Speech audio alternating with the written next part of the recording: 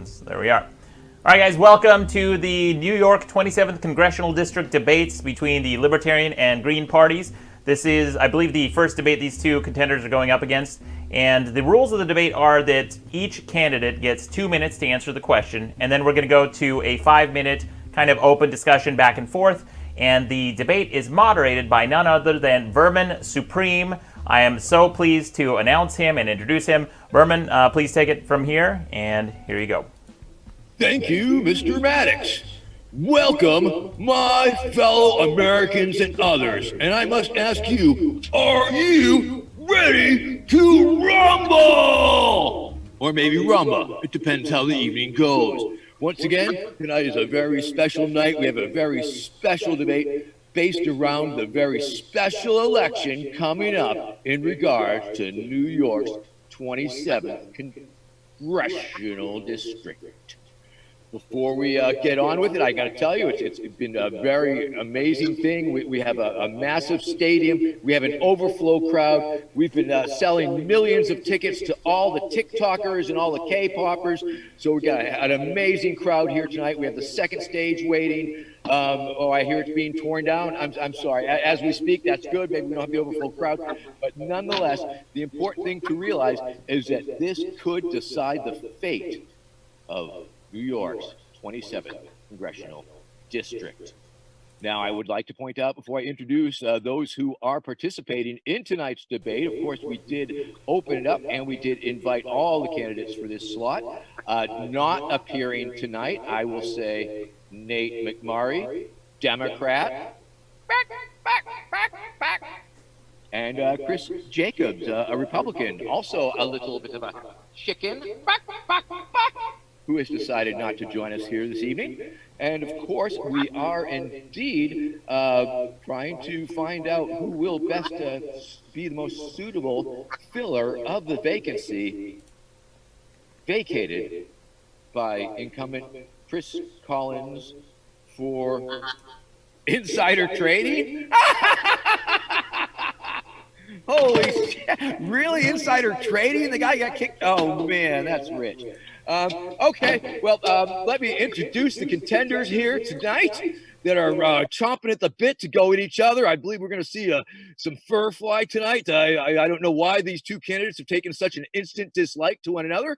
But in this corner, wearing the orange trunks, weighing in at his ideal weight of 230 pounds, soaking wet, Mr. Duane Whitmer. And in the other corner, wearing boxer briefs of some other variety, weighing in at 129 stones. Oh, pounds? Okay. Mike Gamms!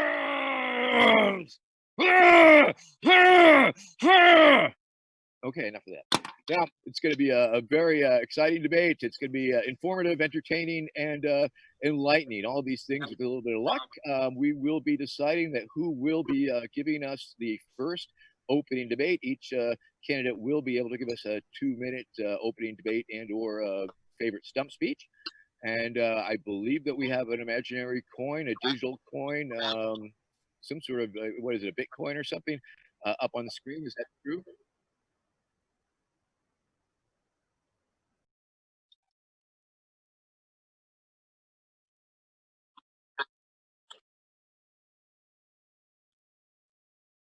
How do we know that's not rigged?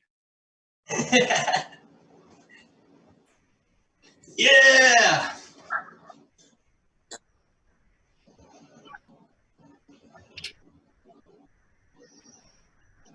Oh, is it my turn to talk now? Is that what we're saying? We have a 2-minute opening debate moment. Yes, Mr. Mike Gamms. Thank you.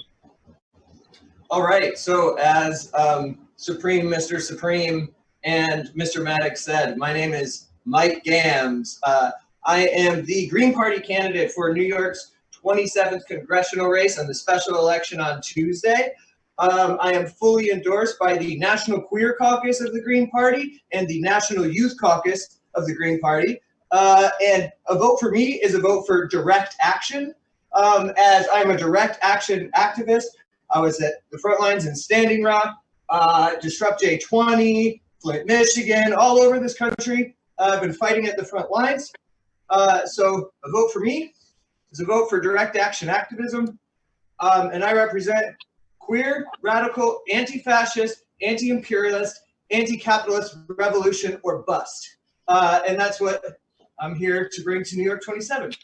So that's me, Mike Gamms. Nice.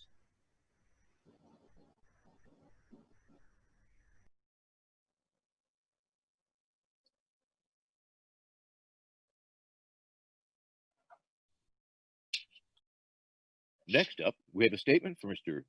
Duane Whitmer, Libertarian Party. Hey everyone, I'm Duane Whitmer. I'm an accountant and small business owner out of Hamburg, New York, and I'm the Libertarian candidate.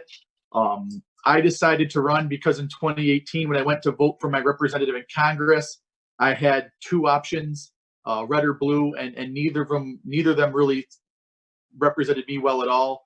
I wasn't impressed with either of them, and I decided that we need more than two options when it comes to voting.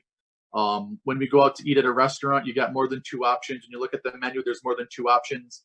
When you go to the store to buy a brand of anything, there's more than two options. Yet when you go to vote, which is probably the most important thing you'll do, more often than not, you have two options and they're both equally terrible. So that's why I got in this race, to make sure that the district voters in District 27 have more than two options on their ballot. Thank you. Thank you very much. Now, let's get on with the debate, which I guess consists of questions. So I will be asking questions which you, as the candidates, will take it upon yourself to answer, if you can. So obviously, in the news lately, there's been a whole lot of talk of COVID this, COVID that, going to make COVID against the law, blah, blah, blah.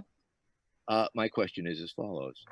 Do you feel that Andrew Cuomo's response to the COVID-19 pandemic was appropriate? And what do you believe could have been done better? Thank you. And who goes first? Who got the coin toss, or do we switch it back over the other way? Coin toss goes first, and then okay. So Mike Gamms will go first because he won the coin toss, and then we'll go to Duane. Perfect. All right, and so we have 2 minutes, right? So the question is, do I think that Andrew Cuomo has handled the pandemic well as a New York State governor? No, absolutely I do not. I am not a fan of Andrew Cuomo or his brother or anyone in his whole family, to tell you the truth. So the thing about Andrew Cuomo is the people of New York 27 are sick of corruption on both sides. Like, our congressperson was indicted for insider trading. He's a Republican. Our governor, Andrew Cuomo, a bunch of his advisors are in jail for corruption. So we have corruption on both sides here in New York 27. And Cuomo's handling of the pandemic, despite all these Cuomo-sexuals all over the internet, like whose knees were weak at the sight of Andrew Cuomo, did not do a good job. This is a man who used prison labor to make hand sanitizer. So, it's just more neoliberal bullshit where it makes it seem like he's doing something good. Like, oh, they made hand sanitizer. But when you look deeper, they literally used slave labor to do so. So, no, I don't think Andrew Cuomo did a good job. I don't think Andrew Cuomo's ever done a good job. And that's exactly why I actually helped campaign for the presumptive Green Party presidential nominee now, Howie Hawkins, when he ran for governor against Andrew Cuomo in 2018. What would you have done different? What would I have done different? First of all, not use slave labor to make hand sanitizer. And second of all, I wouldn't have made massive budget cuts to healthcare in the state of New York for the past how many years leading up to this, which put us in this position of where they didn't have the things that they needed, because all Andrew Cuomo done is slash the budget for things that we've needed. Thank you. Yep. Mr. Whitmer. Well, this debate's off to a terrible start because I agree with everything Mike said to a T. He was spot on. Andrew Cuomo has failed the people of New York multiple times, including putting COVID-positive patients in nursing homes that resulted in thousands of deaths of the elderly. Mike was spot on. It was a terribly handled job. What he did to make the hand sanitizer that he then sold using, like Mike said, slave labor, spot on. Andrew Cuomo has failed, and the reason behind it is because he doesn't know what he's doing. Andrew Cuomo runs this state like a mafioso type boss, and it's just most things he does for himself. And it worked for Andrew Cuomo. I mean, like Mike said, there's people that want him to run for president because he did such a great job. He failed us. He's failed the people of New York. One thing that needs to be specified is, and Mike also said, there's corruption on both sides. He's right. The last 2 Republican congressmen in this district have been kicked out. And Skello, Schneiderman, and the other S that got bopped on the Democratic side because there's one party rule in New York State. This is a proof why you need more than 2 parties right here. The Green and Libertarian parties are fighting corruption on both sides. And this is why this debate's important. This is why our parties are important. We get mocked out. We get laughed at. We get told we only get 2%. We get told we split the vote. Well, here's what happens when you don't have more options on the ballot. You get stuck with people like Cuomo and Collins who are in it to pad their own stats, their own pocketbook, their own resume. Mike said he's cutting healthcare costs. He's right. But Andrew Cuomo got a raise. His legislators got a raise. Who is he there for? Is he there for himself or is he there for us? It's pretty obvious who he's there for. He gave Tesla $1 billion. What would you have done better as a libertarian? As a libertarian, the answer on a federal level is cutting regulations that would allow test kits to get to the marketplace faster so people could have been tested. A test kit pended the FDA approval for 60 days. I couldn't get tested to see if I have it, so I had to assume I have it and shut down. What would have been better is allow people to get tested and teach them to self-quarantine. Thank you. Thank you. Thank you. Now, on a related note, it does seem that indeed a lot of people are willing to give a lot of leeway to the government in terms of their authority during times of pandemic. And so I was wondering what your thoughts are on the possibility of mandatory COVID-19 vaccinations and other such similar measures. And this will be a 5-minute discussion. Oh, okay. Oh, we're having a 5 minute. Okay, yeah, let's make this 5 minutes. Go ahead. Yeah. Mike, you want to start? Oh, so this is just like a free-form discussion, and we just go back and forth? Yeah, this will be a back and forth between the candidates. Go ahead. So your question again, one more time? I guess it was mainly about the leeway that citizens are willing to give a government during times of pandemic. Some may be very well justified. Others might be a little excessive. And I brought in mandatory vaccines just as a hot button topic to throw you off. Thank you.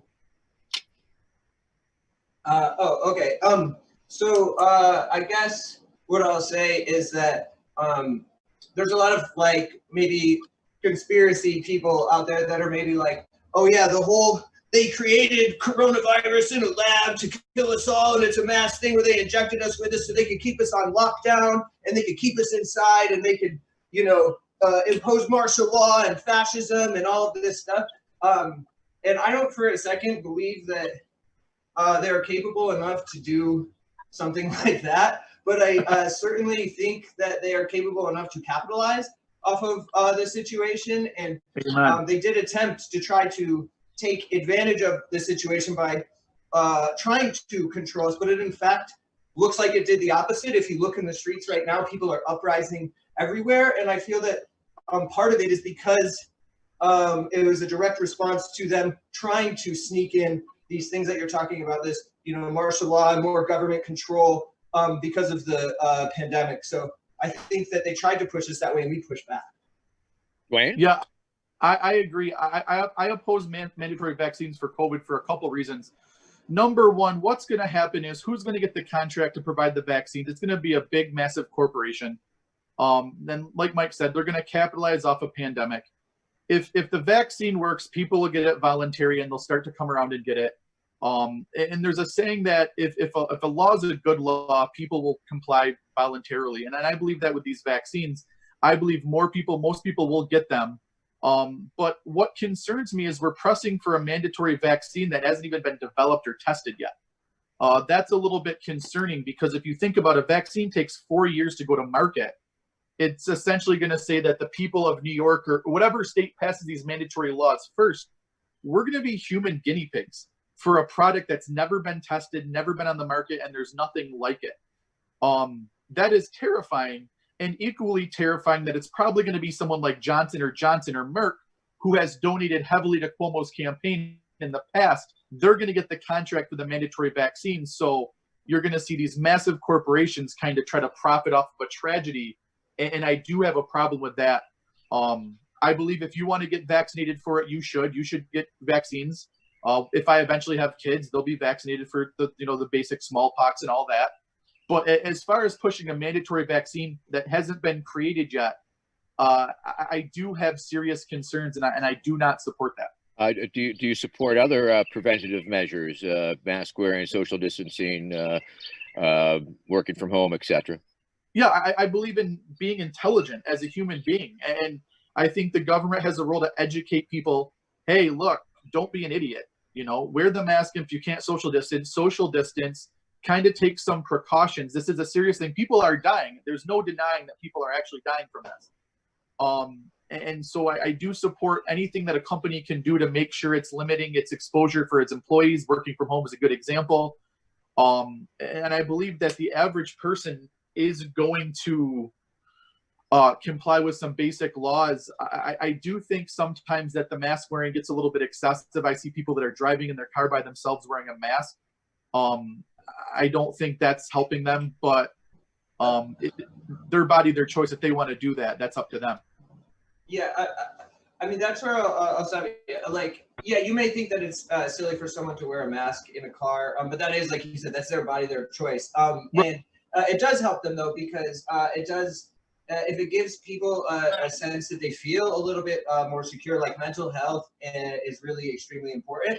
And I wear a mask. I always wear a mask out in public. And I actually think that after years of them trying to push no mask laws to unmask us in the street, I have no problem with being masked up in the street. You know what? It's funny you mentioned that. Actually, there's a law on the books that I believe in New York State, you're not allowed to wear masks in public. I might be wrong on that, but I question the source I got it from, but you're correct. I do see the irony in passing laws that don't allow people to wear masks to try to prevent people from at rallies from. I believe the law, from my understanding, was only in the commission of a crime, because I've had police try and give me a hard time about that one in the past also. But it could be different around. I think that was in New York City at one point. Yeah, all right, guys. They try to make people unmasked so they can identify them, but I find it kind of funny.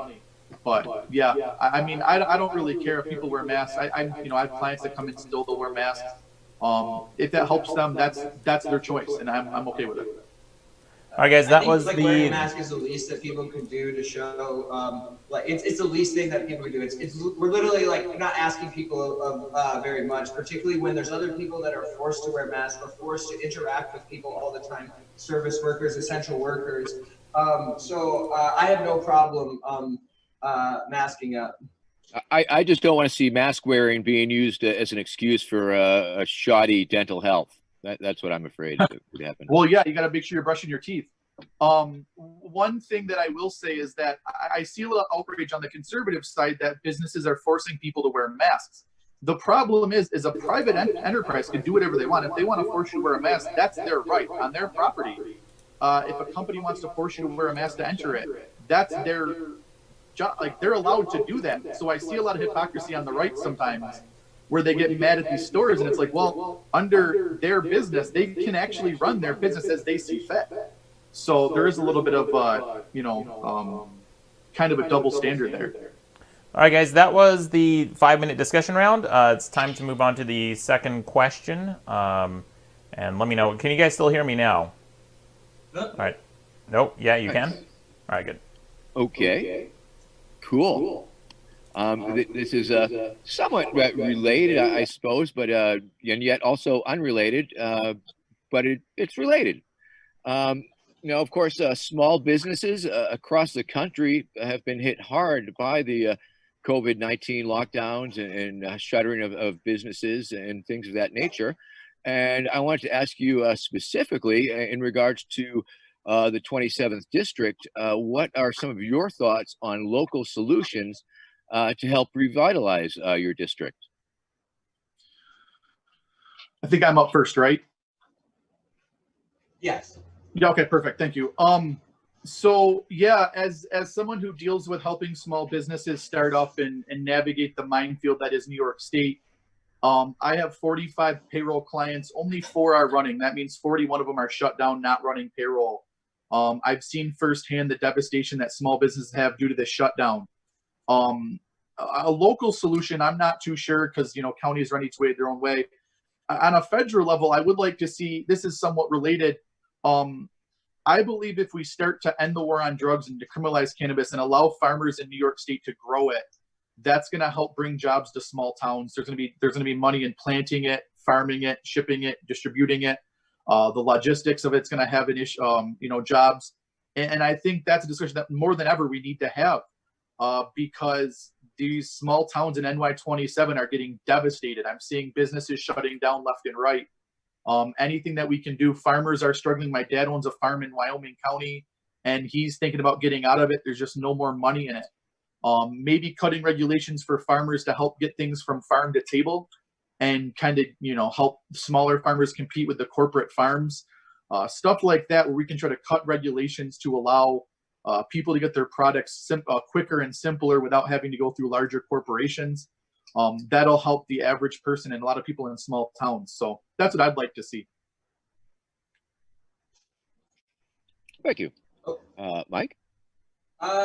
Okay, so I have, I think, a much better solution to helping this situation which is, as some of you may know, my congressional campaign has been endorsed by fully automated luxury gay-space communism, and with that in mind, that's exactly what I advocate for, is fully automated luxury gay-space communism, which means the abolition of capitalism. So we're going to abolish capitalism, and we are going to redistribute Terry and Kim Pagula's wealth. That's the owner of the Buffalo Bills, who are billionaires who made a shitload of their money off of fracking, laid off a bunch of their essential workers when this happened, and they are among the wealthiest people in the entire region. So we are going to redistribute their wealth and every other billionaire's wealth, and we're going to use it to build a guillotine right here in New York 27. And I would like to build it right in Orchard Park, right in the parking lot at One Bills Drive, right in the parking lot outside of Ralph Wilson Stadium, and build the guillotine right there, and charge Terry and Kim Pagula extra money for RV parking when they come to the guillotine. And that's it. Nice. Well, thank you very much. And let's see. I guess my next question is also related, tangentially, I suppose, and then perhaps we can go to the 5-minute roundtable discussion on it, because it is indeed similar. And I was asking, what are some of the programs that you are considering specifically for your district that you hope to be able to help implement if you are elected, and how will you fund them? Thank you. And I guess Mike can take a turn going first on this round. Yes. I guess the easiest way to answer how we're going to fund them is, like I already said, which is redistributing billionaires' wealth. But we are also going to defund the police, and we are going to redistribute the funds from the police back into the community, into mental health professionals, and anyone but the police, because the police make up a giant majority of the budgets, and we spend so much funding, paying people to slaughter people in the streets. So that's going to be one of my biggest sources of funding, is defunding the police. So. Well, thank you. Duane? Thank you. Duane. Actually, my campaign is also a kind of a defunding campaign.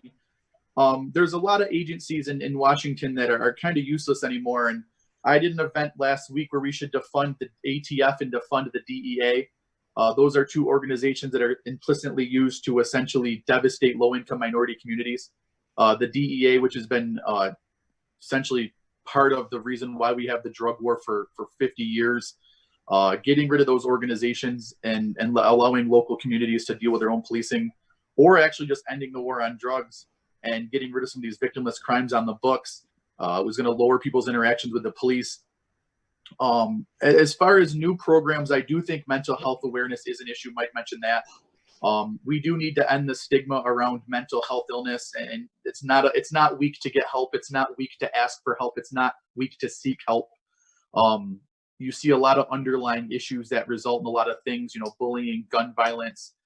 I do think that mental health funding is crucial. And that is something where if we stop the overseas wars and we stop, bombing Middle Eastern countries for ego reasons or whatever we're doing, and we start spending that money on America. I don't want to say America first because that's a dog whistle for Trump supporters, but there are a lot of people here that could use the money a lot better, like, mental health situations and stuff like that. So as far as funding, I'd like to see defund some of the unconstitutional programs and put the money back into supporting the people that need it the most.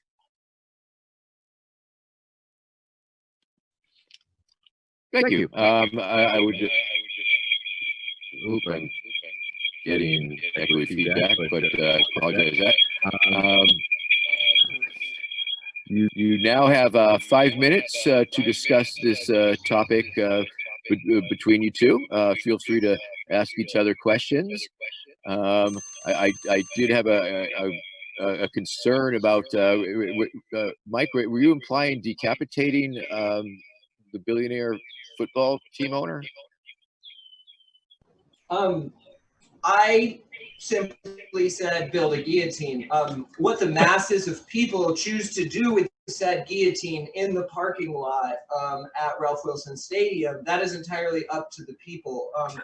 I just am advocating for building the guillotine because if they fuck around, they're going to find out. Duane, are you down with that? Not 100%, but something Mike said, he made a good point. The Pagulas made their money off fracking. And if I remember correctly, how they were able to essentially buy the bills was they had about $1 billion profit in their fracking industry in PA. And in the tax code, there's something called a like-kind exchange where you can actually defer capital gains tax by putting that money from a business into another business. So the Pagulas actually bought the Bills and Sabres to essentially defer paying capital gains tax, which is kind of frightening in a way because that's some of the ways that the wealthy are allowed to manipulate the tax code. I could do it, but I don't make $1 billion on my project. We all could do this essentially, but the more you make, the more you save, and it takes money to make money. I know that's two cliche statements, but what I mean by that is I don't have $1 billion to invest. I don't have $4 billion to invest. So it's a way that, yeah, I could do it, but the benefit comes from having the billion. So it's, the rich getting richer. Another thing Gamms said that I liked was the extra RV parking. I find it funny that the people that are worth at least $4.5 billion need to charge the average person who's already spending a ton of money on tickets, a ton of money at the food service industry, owned by Delaware North, which is Chris Jacobs' uncle, by the way. Kind of an odd situation there. You're going to charge $25 extra so someone can bring an RV in. It's pretty messed up. The community loves the Bills. The community absolutely adores the Bills and the Pagulas for buying it. And I think when you have that much money, charging an extra $25 is pretty stupid. Let's be honest here. This community loves you guys. They sold out when you guys were 4-12. One thing that concerns me is the Bills stadium's up for a new lease pretty soon. I do not support the NFL or giving the NFL or the Pagulas money to build a new stadium. And if that happens, you'll have to ask me the guillotine question again because I might jump on board. So, So I want to pick up where we've been talking about here about Terry and Kim Pagula and the Bills, if that's all right. Because I want to talk. So I have some thoughts about the Buffalo Bills here. So Generally, universally, people like to say that, you know, the Buffalo Bills have one of the greatest fan bases. Like our region has like one of the most dedicated like fan bases to this football team or whatever. Like you said, they sold out when they were 4-12.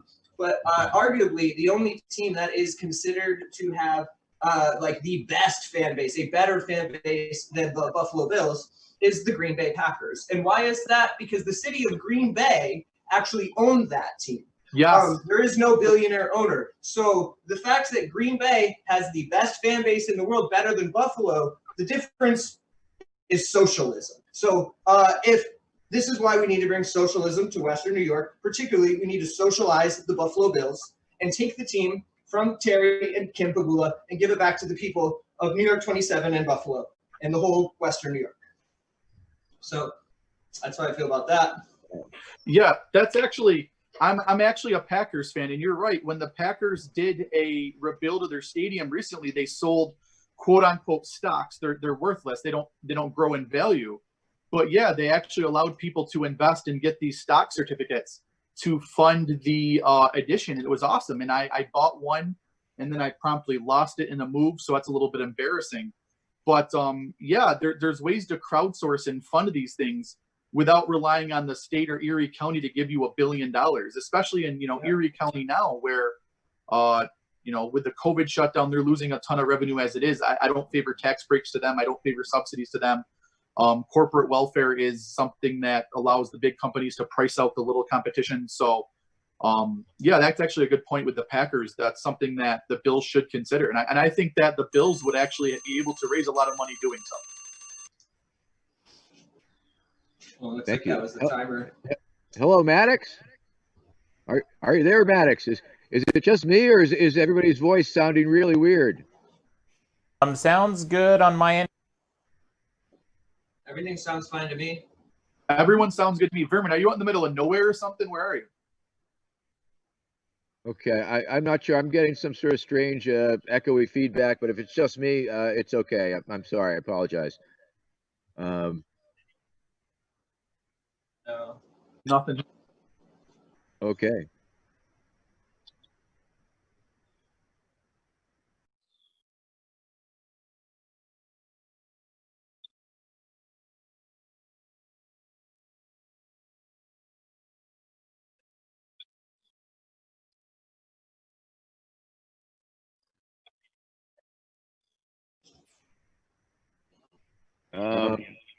Hello, can you hear me?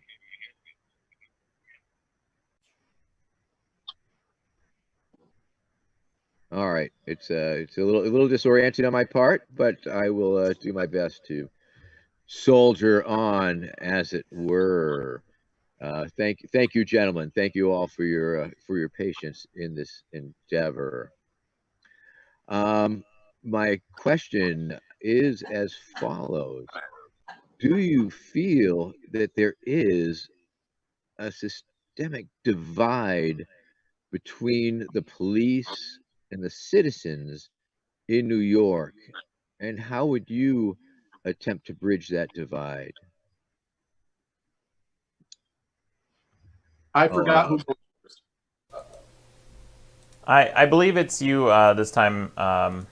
Cool. Yeah. I'm not going to need all 2 minutes, but the answer is yes. There's an absolute divide, and in my opinion, the culprit of this divide is the legislators in government.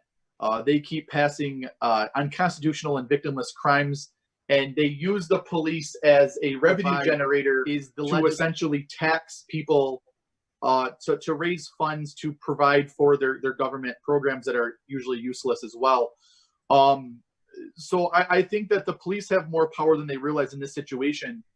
First of all, the repealing of the war on guns and the war on drugs would be a good start. But also police, if I recall correctly, when you sign up to be an officer, you swear on the federal and state constitution. And I'm using this as an example because if you guys followed what happened in Buffalo, 2 Buffalo police officers pushed this 75-year-old guy down. He smashed his head off the ground. It made national news. People were outraged. This whole thing could have been prevented if Mayor Byron Brown didn't enact an unconstitutional curfew because he didn't really care what the protesters had to say. You're allowed under the First Amendment freedom of peaceful assembly. and the police should not have enforced the curfew. There was nothing going on. There were a bunch of people who have a right to be there and a right to be mad, quite frankly. They were peacefully assembling in the Niagara Square, and the cops decided to enforce the curfew and kind of show force. And that's what resulted in this incident. When people were gathering in Niagara Square, I didn't see Byron Brown. I didn't see Cuomo at any of these rallies. I didn't see polling cards at any of these rallies. They sent the police to suppress people's ability to peacefully assemble. And so that's where this rift is coming in. And I do believe if police want us to start standing with them and backing the blue, so to speak, they need to start standing with the citizens that they're swearing on an oath to protect, and stop murdering them in the streets. Thank you. Mr. Gamms. I'm just going to go ahead and say that my campaign are firm believers in abolition of the police.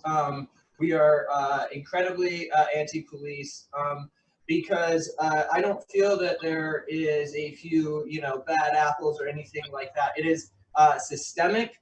All cops are bastards. I am a firm believer that all cops are bastards, and the police were literally created to be a slave patrol. And they continue that mission to this day. So I don't really I'm not big on this, how do we find ways to, make amends with the police or, no, I am a firm believer in abolishing the police. And I have worked very closely with my team to come up with some policy. And I'm actually pleased to announce right here on this debate that as of today, my campaign has just added a Fuck the Police policy advisor, and that is Miss Chanel Jones from the Bay Area of California. And we are working within the next 24 hours. We will be releasing very extensive Fuck the Police policy, which we actually built in part off of modeling from the Black Lives Matter Rochester, Free the People Rochester list of demands, and consulting with Free the People Rochester to adapt their demands to a federal level instead of just on city level, as well as working with my Indigenous Peoples Policy Advisor, Rocio Volandia, to also include the genocide of Indigenous people at the hands of the police in this conversation as well. Because Black, Indigenous, and people of color are being slaughtered by the police, and it is continuing a 400+ year mission of genocide. And that is what the police do.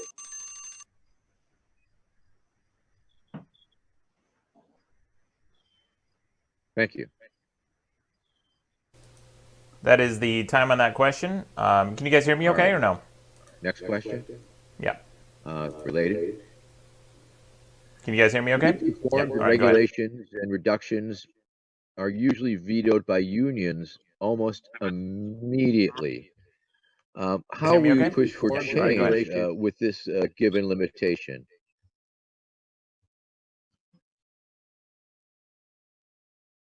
Duane.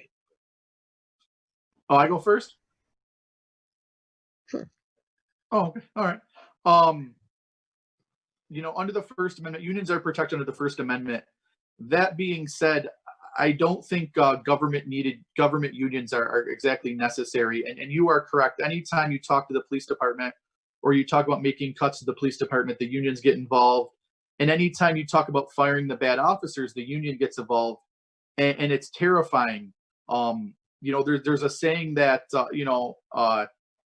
they use this during COVID where, if you have 100 Skittles and 3 are poisoned, are you going to eat those Skittles? You're not going to. And it's the kind of same with police too. Right now, I understand the public outrage against police because 4 officers watched Derek Chauvin kill George Floyd and didn't step in. In Buffalo alone, a woman was fired for preventing a chokehold on an officer for putting a chokehold on someone. She was actually fired and lost her pension. This was a few years ago. So right now, the police department, I'm understanding the anger against them. It's a tough situation, and it's a really rough situation to get involved in because people are literally dying over it, and I'm not. as a middle class white Christian male, I've never faced racism. I've never faced, being denied something because of how I looked. And I do believe it's time to have a serious discussion on improving these relations. And it's going to piss off a lot of people in the union. It's going to make a lot of unions upset. But unfortunately, at this time, I think the life of people is more important than the unions getting union donations or union dues. Thank you. Mike. Yeah, like, I'm just gonna, like, as you heard on my last response, like, I fully support abolishing the police. So police unions are not unions. Police are not workers. They're class traders. I have no respect for police unions or police officers. It's not just a case of, like, where Duane says, like, oh, we need to have, it's time that we have this conversation. The time to have this conversation was 400 years ago. It's well past the conversation. The police kill 3 people every single day in this country. That's 3 people yesterday, 3 people today, 3 people tomorrow, 3 people the next day. George Floyd being one, and there's several other, so many more. That's 1,200 people every single year. And it's not just one department here or one type of police officer. It's not just local police, state police. It's every police, because that is what they are there for. It's not a broken system. It's working exactly as it was designed to work. So you can't reform it to fix it, because, like I said, it's working exactly how it's designed to work. And so I think it's about time that these conversations are starting to be had. Like, in the last month, the conversation surrounding police has shifted dramatically, so much so that you could turn on the mainstream media and actually hear conversations about defunding the police, possibly even abolishing the police. And we need to continue pushing as far left and further radical as we can. And I fully support abolishing the police. Well, thank you. And I guess I would like to open it up just a sort of the 5-minute discussion with you two. And in your view, what should be done to meet the concerns of groups such as Black Lives Matter and those who identify as anti-fascist or sympathetic to that cause? I guess I'll start. Personally, this idea that Antifa is a terrorist organization, and I'm like the boogeyman, or I'm the devil, I'm the Antichrist Antifa over here, right? It's just complete bullshit. Like, Antifa isn't an organization. Anti-fascism is an ideology. Just being anyone that is against fascism is anti-fascist. However, I do feel that the police are a terrorist organization, and I would like to advocate for classifying the police as a terrorist organization, because they are actually a part of the world's largest terrorist organization, which is the United States government. And so, yeah. Yeah, Mike makes a good point. The right, the right makes the Antifa this boogeyman organization that's bussing in people from all over the country, and they're so well organized. No, it's not, and it's a boogeyman argument to deny having the conversation. But also, if you allow the government to classify quote unquote Antifa as a terrorist organization, you're allowing them to classify anything as a terrorist organization. So what if they start to declare gun owners terrorists? What if they can, they can declare anyone terrorist? I mean, you saw it with, I don't know if you guys remember the band ICP, Insane Clown Posse. They classified their followers juggalos as terrorist organizations. I need to cut you off right there, because today I just announced a Juggalo outreach coordinator on my campaign. Mr. Duane Wilt, a very funny bisexual male comedian from Ontario County, is my campaign's official Juggalo outreach coordinator. So before you even start to talk about Juggalos, just know that I am very in touch with that community, and I have an outreach coordinator in that community out there getting the vote for this campaign in New York 27 right now. Whoop, whoop. I don't have a Juggalo outreach coordinator, so you got me there. But yeah, the government has a notorious history of just anyone that speaks out against the government or what they're doing, they call them a terrorist organization. Even in the case of Juggalos, they weren't even doing that; they were just hanging out. So no, I don't think that labeling Antifa as a terrorist organization is a good idea in any means. Because again, what prevents the government from calling gun owners terrorists, calling people who protest terrorists? It's a terrible slippery slope. So. The government notoriously bad at what it does. I do have an issue with that. Yeah, terrorists calling other people terrorists is pretty rich. Like, well, yeah. I actually read a pretty funny joke online though that said if they declare Antifa as a terrorist organization, are they going to send them guns now? And I got a kind of a out of that because no, they don't need to. We have our own guns. Don't worry. That's what they do in the Middle East. They'll fund someone and 7 years later call them terrorist organization and then fund their competitors or arm their competitors. So it's a mess. Indeed. True that. Very yes. So I guess I would like to ask Duane then. So do you support anti-fascist direct action? Yes or no? Yeah, I think a lot of things you guys are doing is pretty good. I followed your page, and it remember me correctly if I said if this happened. I read somewhere that you were actually at a KKK rally as Spider-Man in probably the outfit you're wearing now.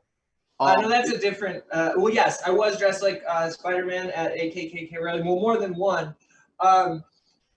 First, in February of 2019, I helped shut down a planned KKK rally at Stone Mountain Park in Georgia at the world's largest Confederate monument, aka a rock with a bunch of losers carved into the side of it. However, in September of last year, I helped shut down a KKK rally in Madison, Indiana, while dressed like Spider-Man, and then wound up on CNN dressed like Spider-Man doing such. But I was not wearing that outfit today. That was the other outfit. If you didn't notice, this is actually the Into the Spider-Verse overweight Peter Parker in his green jacket and blue sweatpants look. For all the Spider-Mans out there, there's a little Easter egg for you. Thank you. But yeah, we can talk about my work all you want, Duane. This is a great debate topic. Ask me some more about my direct activism, Duane. Let's do it. No, I thought that was pretty cool. No, I think it's pretty cool too. Yeah, we see eye to eye on a lot, and I find that fascinating. I read somewhere that somewhere in Europe, how they countered Nazi rallies was businesses would start donating to charities for every quote unquote Nazi or something that showed up, and I got a kick out of that. So people would end up coming cheering these people on, and they were super confused why their Nazi march had like 1,000 people cheering them on. It's because they were raising donations for local charities. So I thought that was pretty cool too. Cool.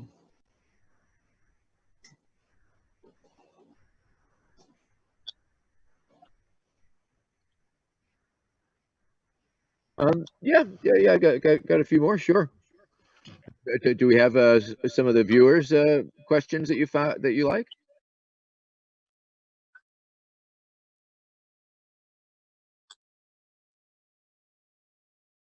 No, I think they just have an issue with Mike. That seems to be what All right, they're saying, okay, am I silent now? How does it sound? I'll throw out one in the meantime. Can you guys let me just do a quick audio test, make sure everyone can hear now. Does it sound okay, or are they saying it sounds muted? What do you guys hear? Okay, it sounds okay now. All right, good. Yes, go ahead, Vermin. Okay, yeah, no, I'm still hearing lots of echoes. It's fairly disorienting, but that's okay. I'm used to being disoriented, so it's all right. I just wanted to pay extra for that because you're running for Congress, to comment on issues of war and peace and national security. Is that me first this time? Yeah, I think you're up. Okay, cool. Well, I am been very vocally anti-imperialist, and it's not just something that I say. It's not just like something that I sit at the computer and put out a video and say that I'm doing this, or something that I write a policy and say, oh, I'm anti-war. No, I actually confront war criminals. And like you could see, there's video of it. Just several months ago, I ran into world famous war criminal Elliot Abrams on the sidewalk in New York City. And I followed him for 10 minutes, telling him that he was a war criminal for his face. This is a foreign policy advisor, if you're unfamiliar, Elliot Abrams, foreign policy advisor for Bush, Trump, all kinds of other people.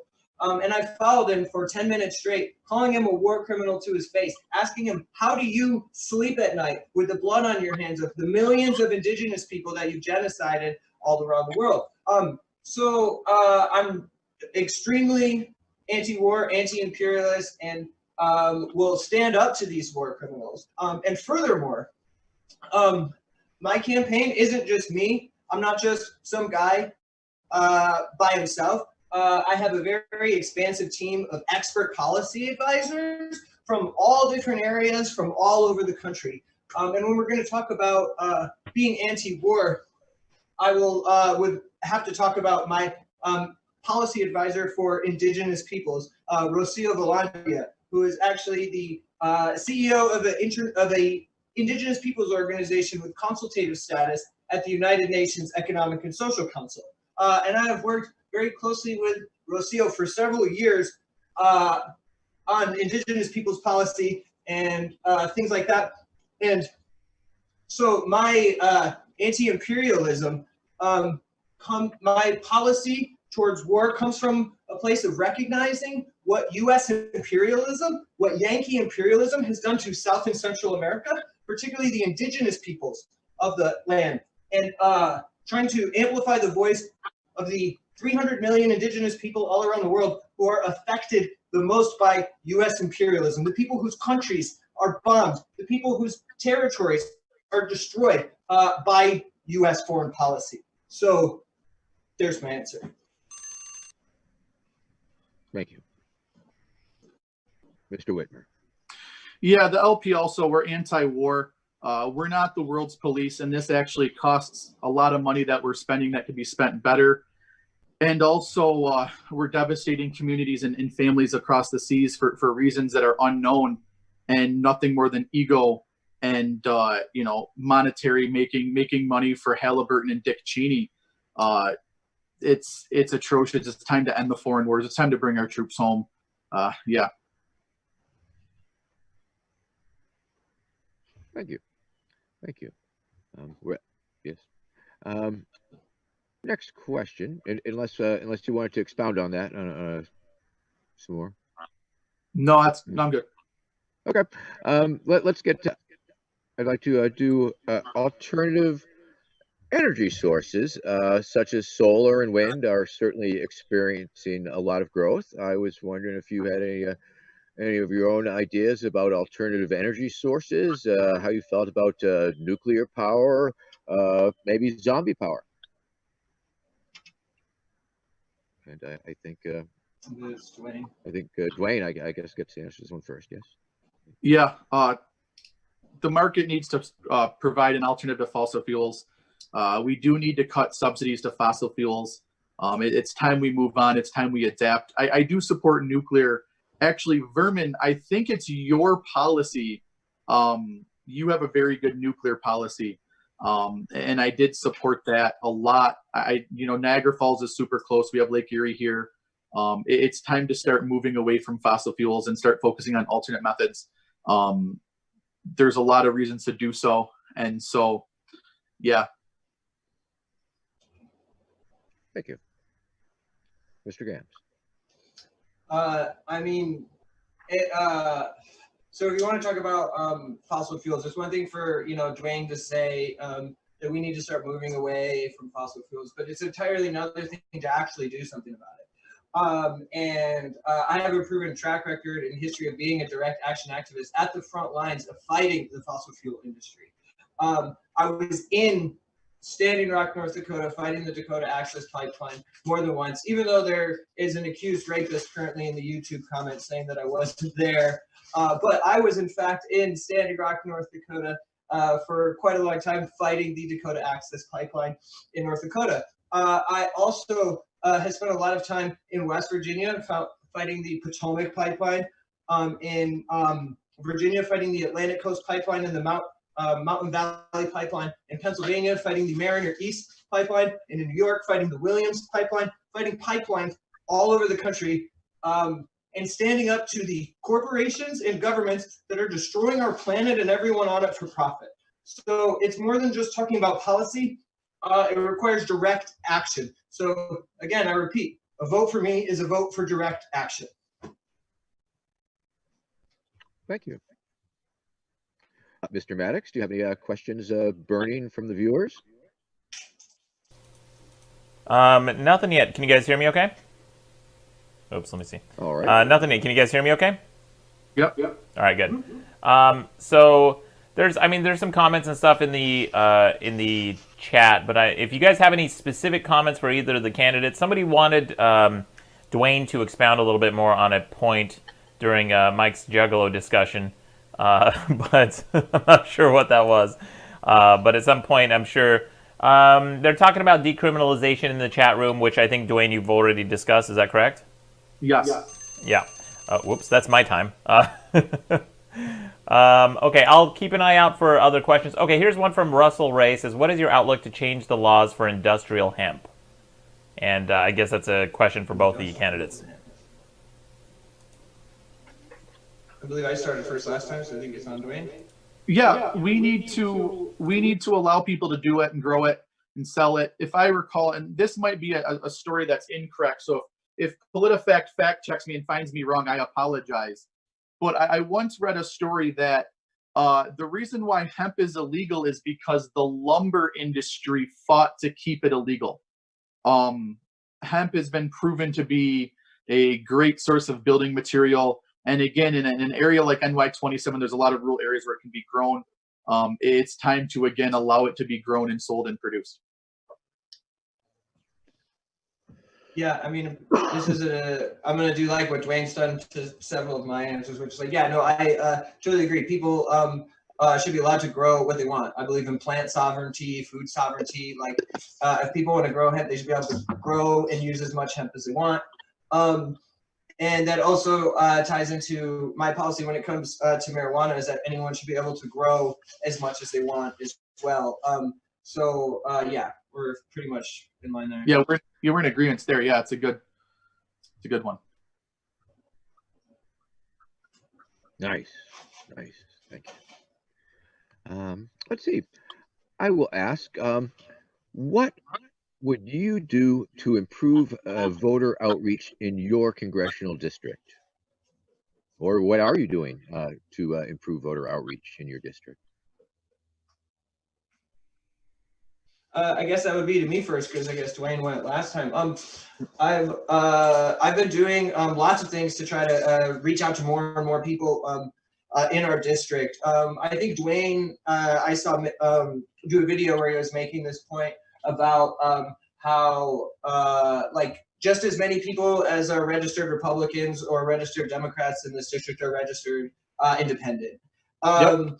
And it's something like there's 110,000 registered independents or something like that in our district. I think it's something like that. So it's a matter of not only appealing to these people, but appealing to new voters, people that wouldn't have voted otherwise. And that's why I've been working super hard to build a team and do outreach in communities that otherwise weren't being outreached to.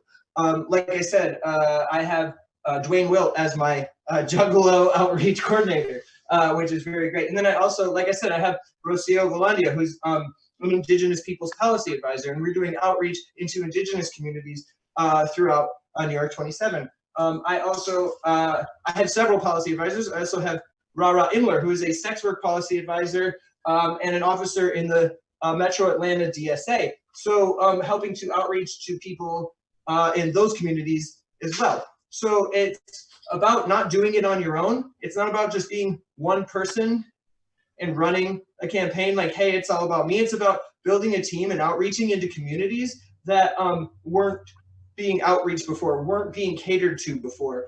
And so me running a queer, radical, anti-fascist, anti-imperialist, anti-capitalist campaign appeals to people that have never had someone speak to them before.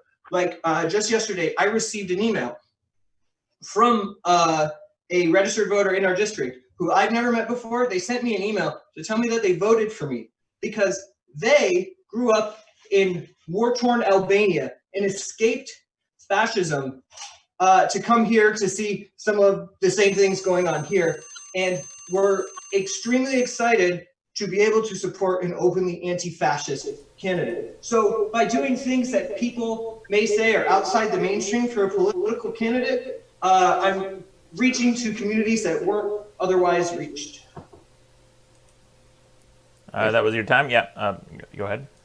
Perfect. Yeah, it's similar to what he said. By being out there and talking to voters in a Republican district like this, more often than not, they focused on Erie County, where a lot of the voters live, and the other smaller counties were left ignored.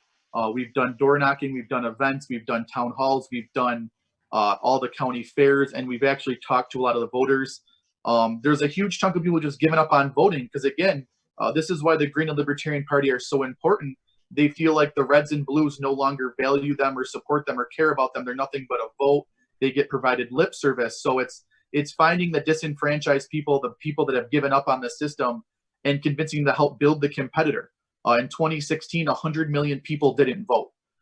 It's finding them, giving them a reason, and helping them, or asking them to help us build the competition to provide. So it either forces the two parties to do better and understand and hear our voice, or providing a voice to the disenfranchised and the beat down, or building a competitor so they start to lose elections and have to take every voter seriously.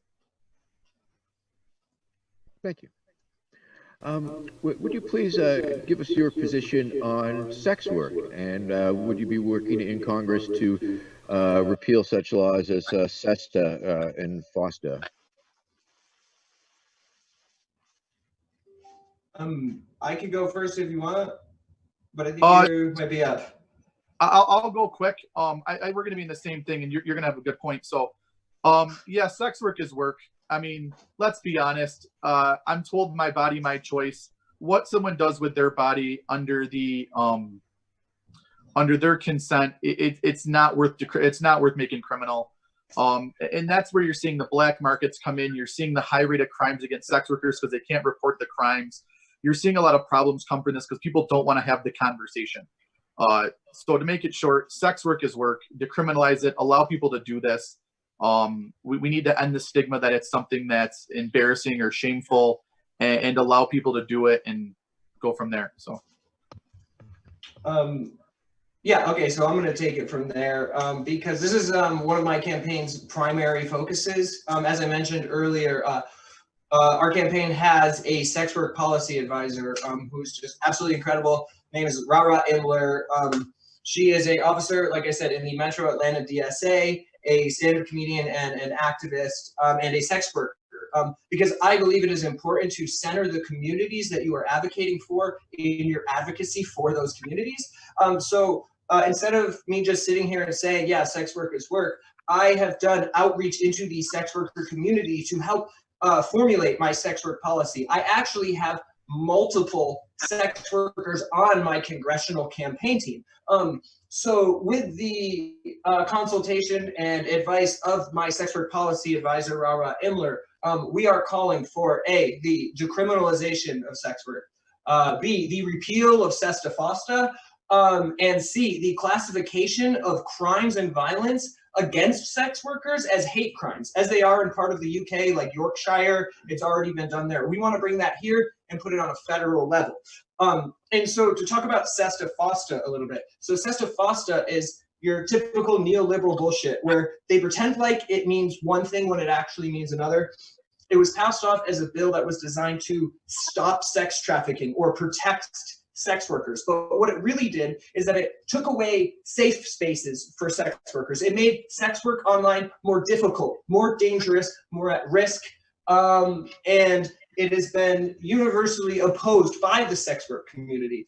And so again, yes, I absolutely support sex workers. Sex work is work. Repeal Sesta Fosta, decriminalize sex work, and classify violence against sex workers as hate crimes. Thank you. I guess I have another question. When you are in Congress, will you align with one of the major parties, or either party, depending on the situation, or will you strive to maintain the principles of the party that you represent? Thank you. I guess that's on me because I think you took that one first.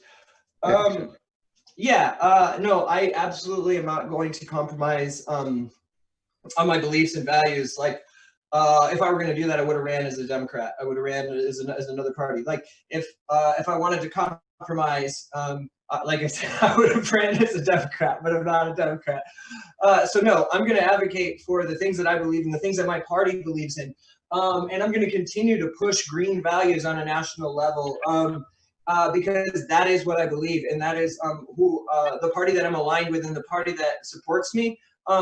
If people on the Democratic Party also want to get behind the policies and the ideas that green candidates like myself are pushing, like the AOCs of the world and the Ilhan Omars, they absolutely can and will be encouraged to. But as a green candidate, I won't be beholden to the parties like they are. There's a certain line that people like Ilhan Omar and even AOC won't cross because they have to be like they still have to maintain some level of working relationship with their party.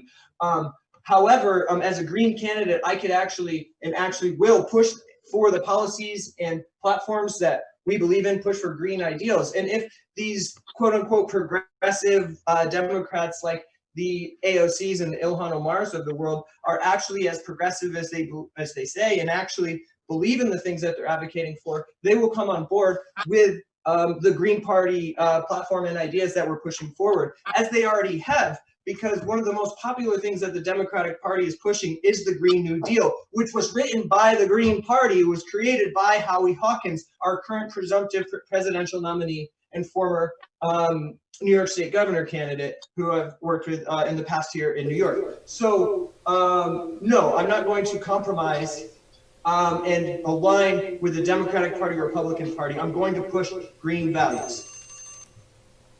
Thank you. Real quick, yeah, thank you. Real quick, I'm in agreement. I'm in agreement with that. If the Republicans or Democrats want to finally live up to what they've said say they will be doing and support something that we support, yeah, I'll vote with them. But I have no incentive to sell out and join them in anything because it's not my job. If people of NY27 vote for me, if you're voting for a third-party Libertarian, it means it's time to really show what we can do. And I'd push a handful of bills that probably wouldn't be well received in Congress. For example, I believe that congressional pensions should no longer exist. The problem is Congress is going to have to vote on that. That's clearly going to get shot down. I'm not going to make a lot of friends doing that. But I'm not going to Congress to make friends. I'm going to Congress to impact change and show people that these politicians are all hacks. So as far as aligning with them, look, if they're going to pass a bill, sponsor bill, if someone's going to sponsor a bill to bring some of our troops home, I'll vote for it. But I'm not going to sell out because that's not why I'm here. Thank you. It does really occur to me that this evening's presentations are certainly showing a very marked contrast between the philosophies of the Libertarian Party and the Green Party. At the risk of creating fireworks, and that's not my intent, but I was just wondering if each of you could describe to us your understanding of the values that are being represented by your party. Maybe values is a little unfair word. It might have implications. And where you differ from your opponent's party or philosophy. Yeah, so how does Libertarian Party philosophy differ from that of the Green Party and vice versa? And I guess it's Duane's turn to go first. Oh shit.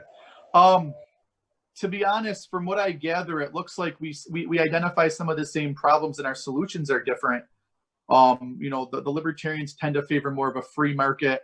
I'm going to be honest with you, Mike. I'm not even going to try to say what the Greens feel because I don't want to offend you. I did read your policy page and I support a lot of things you say. So I'm not going to try to even offend you by pretending to know. I just think it's not right. I'd rather have you talk about your party and what you guys value. If that's okay with you, Yeah. It's better to learn from the ambassador as opposed to me make assumptions. I know it sounds stupid, but I know that the Green parties do have a lot of common ground as evidenced by this debate. So yeah, I don't even want to try to butcher it because I don't want to offend anyone. That's not why I'm here. And I feel like I won't be a good representation of what I think the Green Party is. So I'll let Mike go. I'm sorry, guys. No worries. Yeah, so I will say that the Green Party is openly and unapologetically eco-socialist, not just democratic socialism, but eco-socialism, meaning socialism for all living creatures, all living things on the earth. And I think that's definitely going to be our major difference is right there. And we are also, another one of our major differences is that there is a strong emphasis on direct action and activism within the Green Party, and not just being a political party, but being actual on-the-ground activists. And that's where someone like me fits in perfectly as a person with a history of direct action activism who is now running with the Green Party. And I do have a lot of support within the Green Party. Like I said before, I am nationally endorsed by the National Queer Caucus and the National Youth Caucus, and was recently elected to 3 national committees by the Youth Caucus. And I will be a youth delegate at the Green Party Presidential Nominating Convention in 2 weeks, or in like 3 weeks as well. So I'm a great ambassador for Green values, and I will continue to push the Green Party in a local and national level. Awesome. Thank you. I would almost like to give a full 5 minutes for you to just discuss this issue a little bit more, sort of tease it out. Maybe together you can describe your differences between the two legacy parties, the Republicans and the Democrats, and maybe what you because I've heard a lot of agreement here on a lot of issues also. So where you think you might agree the most, and on what issues you might be able to work closely together on, or yes. Thank you. Do you want me to go first, Mike, or do you want to go first? Go ahead. I think that the two legacy parties, the Reds and Blues, the big difference in what they do is who they provide lip service to. You have the Republicans running a fear campaign saying if we don't build the border wall, immigrants are going to kill your wife. You got the Democrats trying to paint people as bad people to fear people into voting for them. They run things. They say they're anti-war when they're not in charge, but yet the wars haven't ended. They say they'll do things, but as soon as they're in charge, it doesn't get done, and they just blame the other party. It's become a sitcom. To be honest with you, both parties are the same. There's tons of spending, never-ending wars, and it doesn't get any different. That's kind of why I decided to run, and that's why I'm glad I'm running, and that's why I'm glad Mike is running. As far as Vermin, I think you said what can Mike and I work together on, or what can me and the Reds and Blues work together on, or both? You're shaking your head. Can you even hear me anymore? I'll just answer it. I'm sorry. Mike and I agree on sex workers' work, ending the foreign wars, ending the war on drugs, and so that's one thing is that. The Reds and Blues no longer care about finding common ground to help the people. And that's one thing where Greens and Libertarians are different. We believe in working together and helping people. So, and actually another thing that Mike and I have in common is that we're both being pot-shotted by the Reds and Blues. The Republicans tried to sue me off the ballot back in March and they lost. And I know Mike, if you're willing to talk about it, has similar issues as well. And that's something Mike should talk about because, Mike, I need you to pimp your donation button. And any of you libertarians watching this, listen to this because this is what we go through. Some of you are similar with what I went through, and I do want Mike to talk about what he went through as well. Okay, well, since Duane asked, I will plug my donation link, which is Gamms, the number 4, ny.org/donate. And what Duane is talking about here is that, so as you know, me and Duane and the two other guys are both, or all four of us are on the ballot on Tuesday for the special election for the United States Congress. The winner on Tuesday is the congressperson on Wednesday, right? However, this is just to finish out the term vacated by Chris Collins when he pled guilty to insider trading and went to jail. So if you are unaware, this seat is up again for re-election in November. So this is just a term for 6 months, the special election here. So in order to get on the ballot for the special election, we had to be nominated by our respective parties. However, for the general November election, the non-special election, it works just like any other congressional race where there is a primary process where you have to get signatures and petitions in order to get on the ballot, right? That's how ballot access works. You have a certain number of signatures, yada, yada, yada. Well, the petition deadline in New York was shortened by a lot because of the global health pandemic. Everything was all shifted around. I still met the required number of petitions that I needed and submitted my petitions for November. They were approved. Everything was good by the Board of Elections. However, my opponent, Democratic opponent, Nate McMurray, got two of his campaign staff, a man by the name of Tom White and a woman by the name of Cindy Fleischer, who are both open members of his campaign staff, to object to my petitions. And they did so by hiring a former New York State Senator and Andrew Cuomo's lawyer, Martin Connor. So they literally hired Andrew Cuomo's lawyer, who tried to force Zephyr Teachout off the ballot for Congress and also tried to force Cynthia Nixon off the ballot, right? So they, my Democratic opponent has taken the big guns and gone for Andrew Cuomo's lawyer to try to object my petitions, push it through the Board of Elections, and they're actively trying to keep me off the ballot in November because the Democratic Party, and particularly Nate McMurray, is afraid of me. And Duane can even attest to that because I know Duane had a debate with Nate McMurray this week and told him about this, and Nate refused to come to this debate because I'm here. So just like the Republican Party is afraid of you, I guess, Nate McMurray is certainly afraid to face me, and so much so that, you know, I'm some dude in sweatpants and a Spider-Man shirt, yet he hired Andrew Cuomo's lawyer to force me off the ballot, or trying to force me off the ballot in November. But we're going to stand up and fight back because we always do. Yep, and the same thing happened to me. Essentially, someone registered as Libertarian back in February. When I was nominated for the special, he challenged my nomination based on the rules. The attorney that represented the Republicans was the Republican best friend of the Republican state chairman and has represented George Bush and Donald Trump. You know, they spend a lot of time and effort. You know, they tell us third parties are irrelevant, third parties can't win, yet they spend a lot of time, money, and energy suppressing us. The election law is set up to suppress minor candidates and challenging candidates. It's set up so career politicians can stay in office, and it's hard for people to challenge.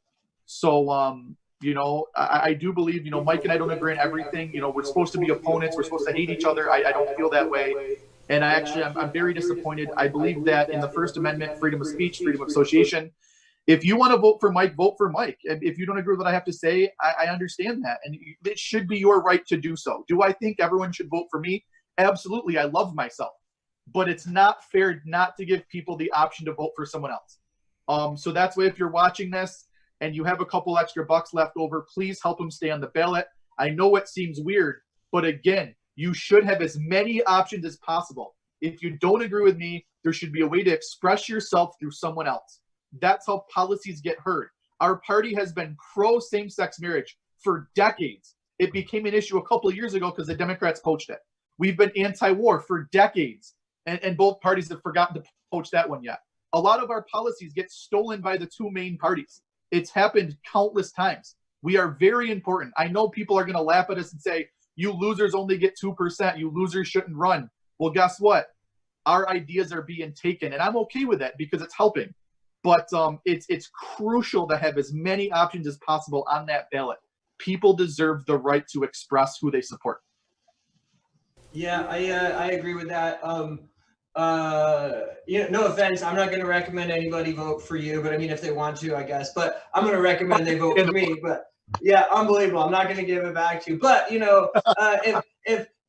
you want to be on the ballot, you should be on the ballot. If the guy that dresses like Spider-Man wants to be on the ballot, he should be on the ballot. If the guy with a boot on his head wants to be on the ballot, he should be on the damn ballot. And it is a fucking crime that Vermin wasn't on the ballot in New York State. And so I think that we could all agree that ballot access is a major issue that we could all agree that we need to fight for, because those two parties, they don't want us on the debate stages. They don't want us on the ballot. And even within, sometimes within our own parties, it's difficult as outsiders, which I'm sure Vermin can attest to, and I certainly can attest to as well. So even the establishment within the unestablishment can be very much establishment. So we all have to stand up and fight back. Amen. Real quick, I have some comments from the chat room. I don't know if you had some more questions, Vermin, but if you wanted to, we can do more questions, or we can. No, you can throw in some questions. I have one that might be a good wrap-up question, but okay. Yeah, go ahead. Yeah. We'll read some of these and see if I think you guys may have already addressed this. This one's from Mary Rutigliano. She says, "How do you think you've brought residents of New York 27th closer to the Green or Libertarian ideas? It says, did you have any chats or events or political education meetings? Discuss what you've done to reach out to voters." And then Heavy Cream also asks, either candidate, what can you do better to improve relationships between, I'm going to mispronounce this, it's Haudenosaunee, Iroquois communities, especially on reservations? Those are two questions. So I don't know if you can answer either one or neither or both, whatever you want. The first question was again, real quick. So the question was. Why don't you go ahead first? Well, yeah, the question was about outreach. What have you guys done? That's right. Yeah. Mm-hmm. I'm gonna botch the second one, but I'm gonna pivot on that one. But the first one, outreach. Yeah, my entire campaign's been an educational campaign. Essentially, like I said, explaining to people why we need more than two options, why the two parties have failed. And I see a lot of mental abuse by the Reds and Blues. They say things like, a vote for them is splitting the vote. If you vote for us, the other team wins. And, evil socialism wins if you don't vote for the Republican. They do a lot of this manipulation and this stuff to kind of beat you into thinking you have to vote for them. And it's an entitlement. They feel that if there's an R or D after your name, they're entitled to your vote, and that's it. And that's not exactly how it should go. So I've been running an educational campaign, constantly telling people what a libertarian is, what they stand for, and why you should help build the competitor. The second question, my pivot is New York State has failed, and the federal government has failed to abide by treaties we've signed with the Native Americans. We've absolutely failed them on a catastrophic basis. I think all treaties need to be reevaluated, and we need to start discussing fixing the mistakes we have constantly made. I'll start with. I'm going to talk about that second question there. So as I've said several times, I have an Indigenous Peoples Policy Advisor, Rocio Valandia, and she's actually one of 3 Indigenous women who are on my policy staff. And so the issues and concerns of Indigenous peoples is something that is very important to this campaign. And so one of the things that we are advocating for as a campaign through our Indigenous Peoples Policy Advisor, Rocio Valandia, is we need representation of Indigenous peoples. So there's over 300 million Indigenous peoples worldwide, right? And if you go to somewhere like the United Nations, who are these Indigenous peoples represented by? They are represented by the countries that have colonized and genocided their people. The Indigenous people of Brazil are represented by Brazilian government. The Indigenous people of the United States are represented by the United States government, right? And here in our own country, we have Native American reservations, right? And these reservations, they have tribal police in the Bureau of Indian Affairs, which is the tribal government. Well, the Bureau of Indian Affairs is actually a part of the Department of Interior, and these are federal, government employees. It's not sovereignty. It gives the illusion that they're self-governing, but they are under the jurisdiction of the federal government and policed by federal law enforcement agencies. And in fact, the Bureau of Indian Affairs was originally called the Department of War in 1825. So the department that was literally designed to genocide and attack indigenous peoples is now the organization that supposedly governs and polices them. So in addition to calling for indigenous people to have their own representation, not represented by their government, we are also calling for the abolishment of the Bureau of Indian Affairs.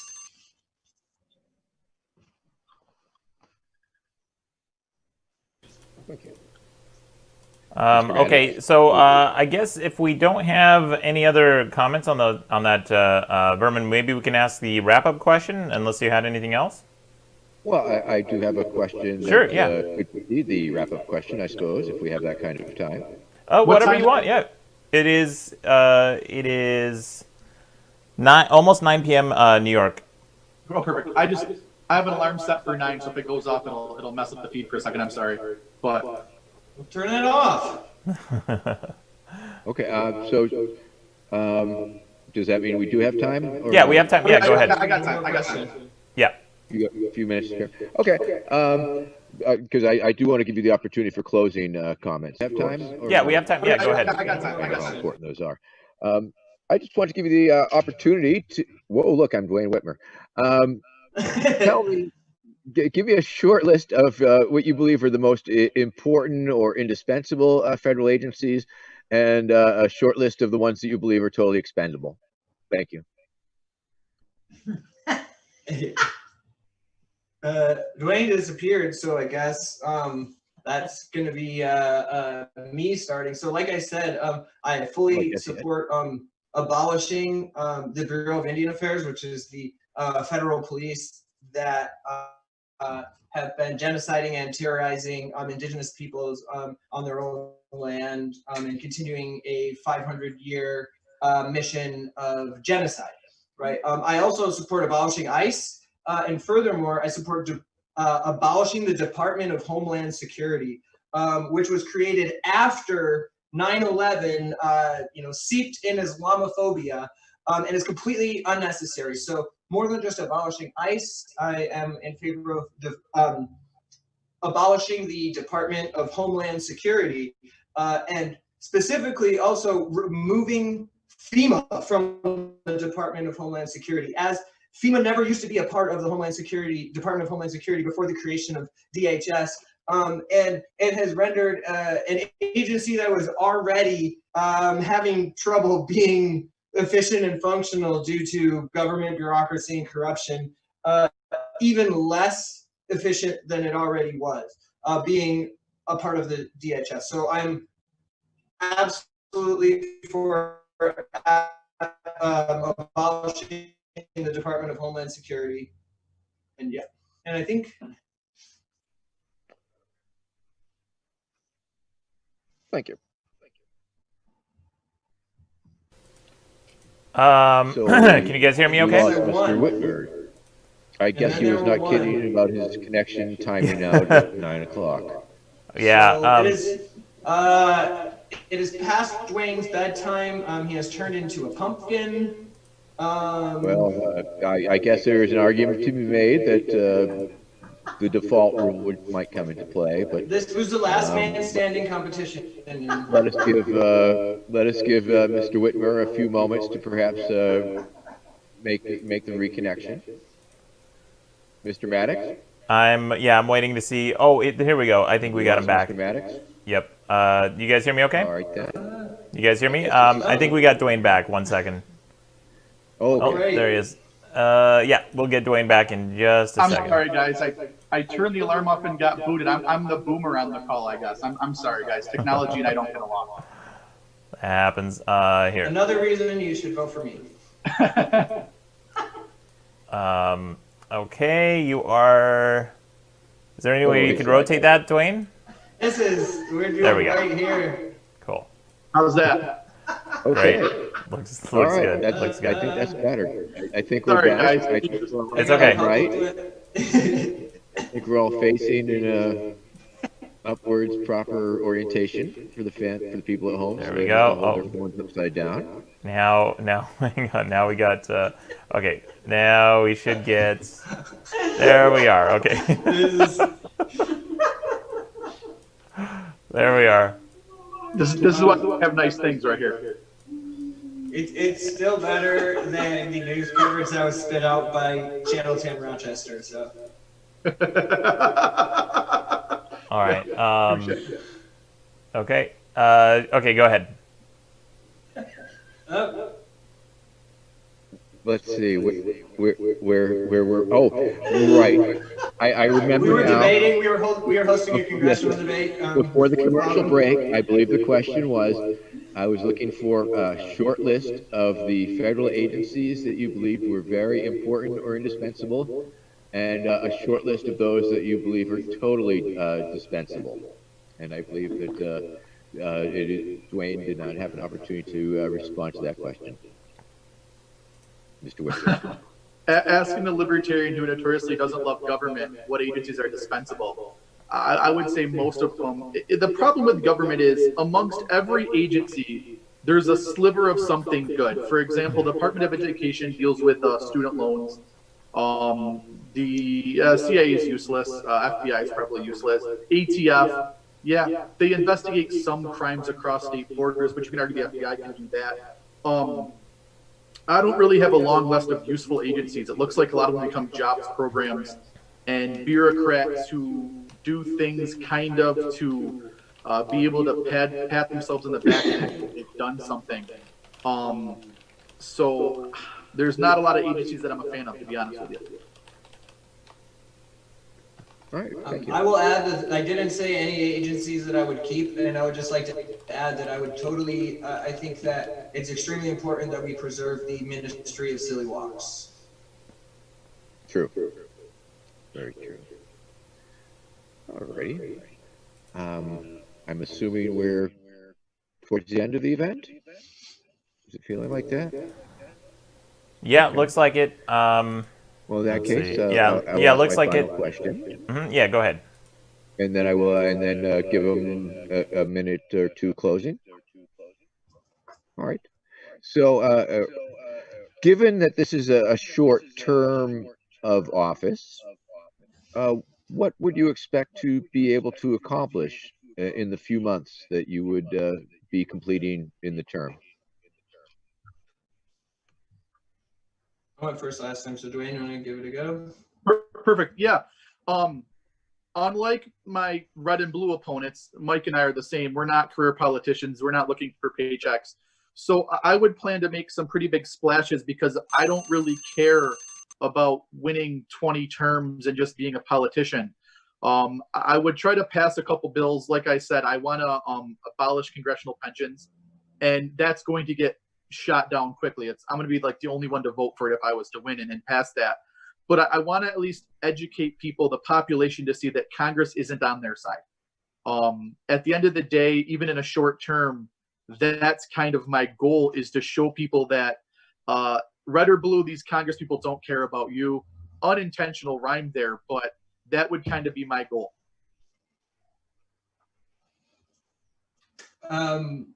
Yeah, what would my goal be in Congress? It would be to propose as many uncompromised, radical policy platforms as I possibly could, starting with the ones that I've outlined several times throughout this debate, particularly trying to get a conversation started about sex work policy. And particularly something that I haven't mentioned yet today is one of my primary focuses would be pushing for a federal ban on conversion therapy. That's both gay conversion therapy and applied behavioral analysis conversion therapy on autistic children. Amen. Both of these conversion therapies were developed by the same quack, Ivor Loomis, and they both are based on the idea that who you are is wrong and that it could be cured. And so advocating for neurodivergent people is extremely important to me as a clearly very neurodivergent person myself. I appreciate all the comments about my posture and gesturing and all that.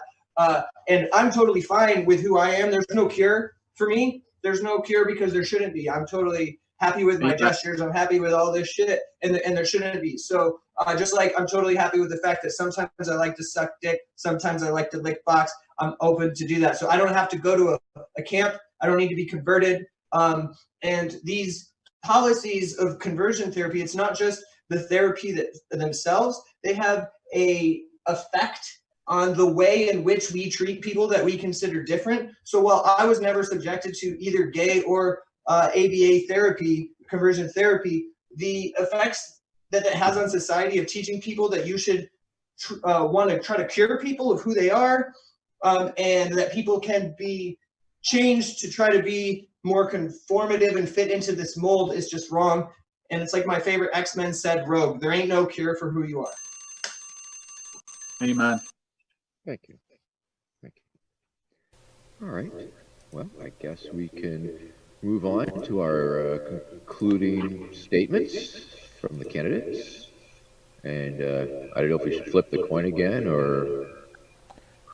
Yeah, if you'd like, we can flip a coin again. Who started? Who had the first opening? I can't recall. I think I opened... I believe so, yeah. All right, then you should have it. Yes. All right. I think this debate's pointed out the absolute flaws in the two-party system, and it showed why third, fourth, more than two parties is absolutely necessary. When you vote on Tuesday, they're going to give you 4 options, but in my opinion, you really have 2. You cannot vote red or blue. I'm being told constantly this is the most important election of our lifetime. If that's the case, we need to start getting rid of these career politicians, and we need to start voting for something new. I'm being told constantly this is the most important definition of an insanity is trying the same thing over and over again. We've done it. We've elected Democrats, Republicans, hundreds, tens of thousands of times the last 40 years.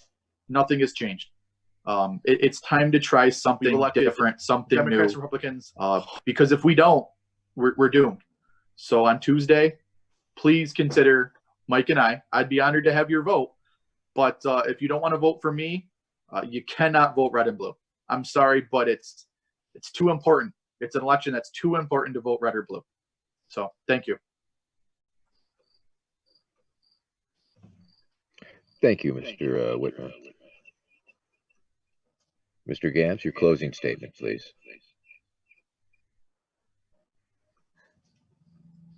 Didn't I just make mine? Oh wait, no. Oh yeah. Wow. My brain is gone. So yes, I just want to reiterate that a vote for me is a vote for direct action, and I'm a person that is unafraid to stand up for what I believe in, no matter what. I will even stand up to corruption within my own party. I've had issues with the New York State Green Party because they weren't as radical as I am about protecting trans people. I've had issues with the Monroe County Green Party because they weren't as radical as I am about abolishing the police. And so I am going to stand up for what I believe in, no matter the cost. Like, I'm going to stand against the things that I'm against, no matter what the repercussions, personally, financially, physically. I've been beat up by cops, had my rib fractured and hospitalized. I've been shot at with by rubber bullets and tear gas, and I will gladly continue to do so, and will continue to stand up and fight back for what I believe in, and we'll continue to coalition build all across this country to continue to amplify the voices of those communities. This is a campaign to bring attention to direct action, and direct action is the only way is the only way that we're going to continue to see tangible changes. The reason why the window has shifted so much on the conversation surrounding the police is not because people said nice words in the park. It's because of the direct action that's been taken all around this country in this uprising. And so Yeah, that's me. Well, thank you very much. I'd like to thank everyone out there in internet land for tuning into this evening's debate. I would certainly like to thank Mr. Maddox for hosting us. I'd like to thank Chris, Peyton, and Hody over at the Vermin Supreme Institute, which is a thing, for helping me come up with some of these questions. And I'd like to thank Mr. Gamms and Mr. Whitmer for participating. And I think we've learned a lot. I think we've had a very informative and entertaining debate. And I'd like to say that it was wonderful. Thank you, Mr. Maddox, for inviting me to host this this thing. This was my first attempt at moderating such a thing after a full-on year of being a participant in all these debates, and it's a very different perspective on things for sure. And so thank you, candidates. You did great. Appreciate you sharing your views with us, and Thank I you. hope you kick the duopoly's ass. Amen. Hell yeah. And the bracelets are not for sale. Bracelets are not for sale. Those are mine.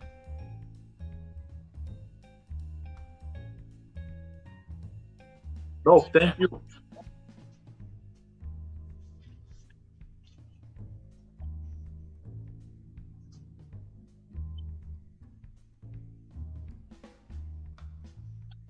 This Yes, sir. Tuesday, yep.